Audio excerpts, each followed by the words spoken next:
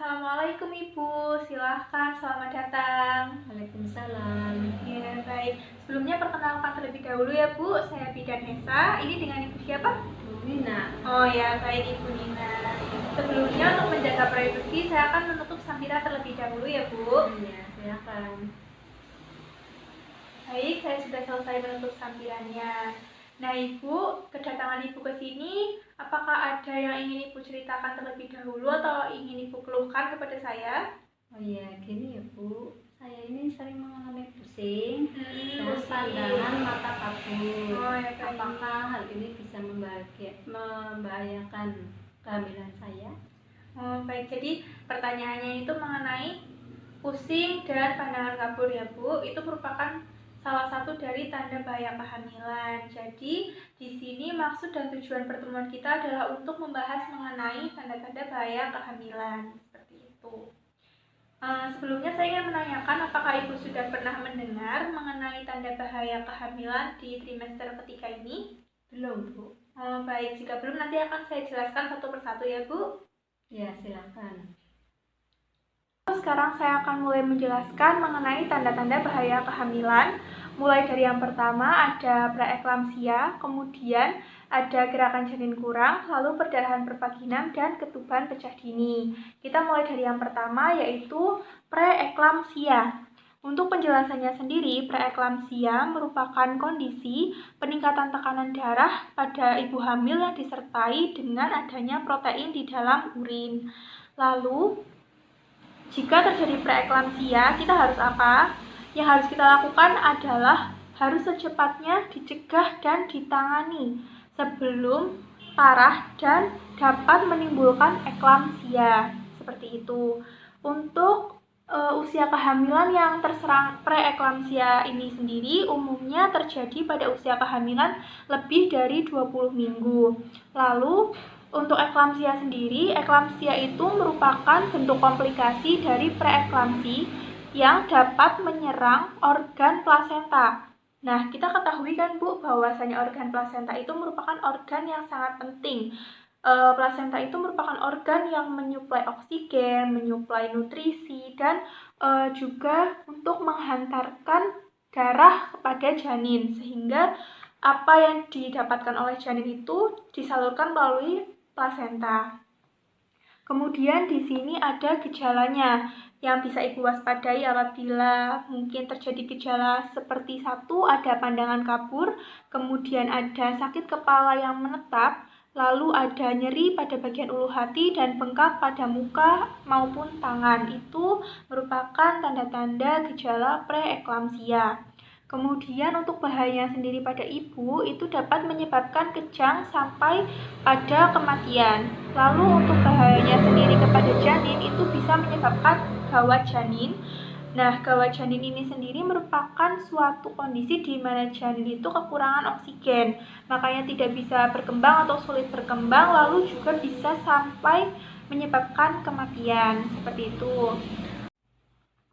Lalu yang kedua ada gerakan janin kurang. Nah, gerakan janin dikatakan kurang apabila ia bergerak kurang dari 10 kali per 12 jam. Seperti itu. Untuk bahayanya sendiri bagi janin adalah dapat menimbulkan gawat janin seperti yang sudah saya jelaskan tadi, yaitu menyebabkan kekurangan oksigen pada janin, kemudian bisa menimbulkan kematian di dalam rahim. Lalu yang ketiga itu ada perdarahan pervaginam. Untuk perdarahan pervaginam sendiri yaitu perdarahan yang dikeluarkan melewati vagina baik di awal kehamilan maupun di akhir kehamilan. Untuk perdarahan pervaginam ini ada beberapa penyebabnya, yaitu bisa disebabkan oleh solusio plasenta ataupun komplikasi kehamilan di mana plasenta itu terlepas dari dalam dinding rahim. Jadi bisa disertai dengan nyeri. Lalu kemudian juga bisa disebabkan oleh plasenta previa ataupun ari-ari atau plasenta yang menutupi sebagian atau seluruh jalan lahir. Hal ini juga bisa disertai dengan nyeri perut. Lalu di sini ada bahayanya bagi ibu hamil, yaitu bisa terjadi shock atau kondisi di mana jantung tidak mampu memasok darah yang cukup akibat volume darah yang kurang. dan bisa menyebabkan kematian kepada ibu hamil.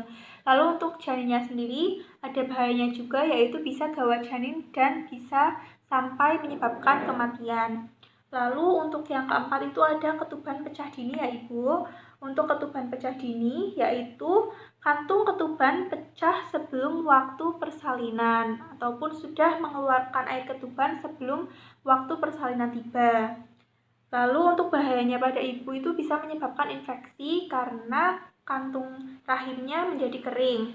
Lalu untuk bahayanya pada janin itu bisa terjadi gawat janin sampai dengan kematian, apalagi kalau tidak segera dibawa kepada pihak tenaga kesehatan yang berwenang. Nah, itu keempat tanda bahaya kehamilan yang sudah saya jelaskan. Nah, baik Ibu, tadi kan sudah saya jelaskan mengenai tanda-tanda bahaya kehamilan. Lalu di sini saya ingin menganjurkan kepada Ibu untuk segera menghubungi tenaga kesehatan, mau yaitu bidan maupun dokter apabila mengalami salah satu dari tanda bahaya kehamilan yang saya tadi sudah jelaskan. Di sini Ibu sudah baik sekali karena tadi Ibu mengalami beberapa tanda-tandanya ya Bu, dan Ibu sudah pergi mengunjungi saya seperti itu. Nah, saya ingin menanyakan, apakah yang tadi saya jelaskan sudah jelas, Bu? Sudah jelas, Bu. Ya, baik. Terima kasih, Bu. Lalu, karena penjelasan saya tadi sudah dimengerti dan dipahami oleh Ibu, di sini saya ingin mengevaluasi beberapa yang tadi saya sudah jelaskan ya, Bu. Coba Ibu sebutkan contoh tanda bahaya kehamilan. Gerakan janin kurang, ya, ketuban pecah dini. Ya, baik Ibu sudah baik sekali, Ibu sudah paham dan Ibu sudah mengerti. Lalu di sini saya ingin menanyakan lagi, apakah ada yang ingin Ibu tanyakan atau ada yang kurang jelas seperti itu, Bu? Misalnya gini ya Bu, misalkan terjadi ketuban pecah dini, saya pergi ke dokter atau bidan, itu tindakan apa yang mau dilakukan? Baik. Biasanya apabila terjadi ketuban pecah dini itu, tenaga kesehatan melihat usia kandungannya terlebih dahulu. Apabila usia kandungannya mungkin sudah mencukupi untuk dilahirkan, biasanya akan dilahirkan melalui sesar. Nah, apabila usia kehamilannya belum mencukupi untuk melahirkan, maka biasanya akan dilakukan perawatan dan penanganan oleh tenaga kesehatan itu sendiri. Seperti itu ya Bu? Iya. Sudah jelas Bu? Ya, sudah Bu. Alhamdulillah. Baik, kalau sudah jelas. Ya baik Ibu, pertemuan kita pada hari ini telah selesai dan saya sudah menyampaikan apa yang perlu disampaikan kepada Ibu.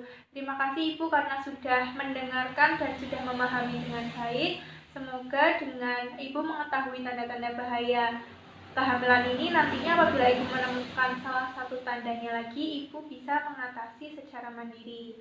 Terima kasih ya Ibu. Iya, sama-sama ya Bu. Iya. Bermanfaat. Amin. Mari saya antar, Bu. Terima kasih, Bu. Baik, untuk yang terakhir yaitu dokumentasi. Nama Ibu Nina, usia 27 tahun, asal Banjarnegara. Tanggal 1 April 2020, pukul 10.30 waktu Indonesia Barat. Kemudian, S. Ibu Nina ingin mengetahui tentang tanda bahaya kehamilan di usia kehamilannya yang sekarang. O, yaitu tekanan darah 120/80, suhu 36,5 derajat, denyut nadi 80 kali per menit dan nafas 16 kali per menit. A sama dengan G2, P1 dan A0. Kemudian P, yaitu diberikan pendidikan kesehatan mengenai tanda bahaya kehamilan trimester ketiga. Banjarnegara 1 April 2020.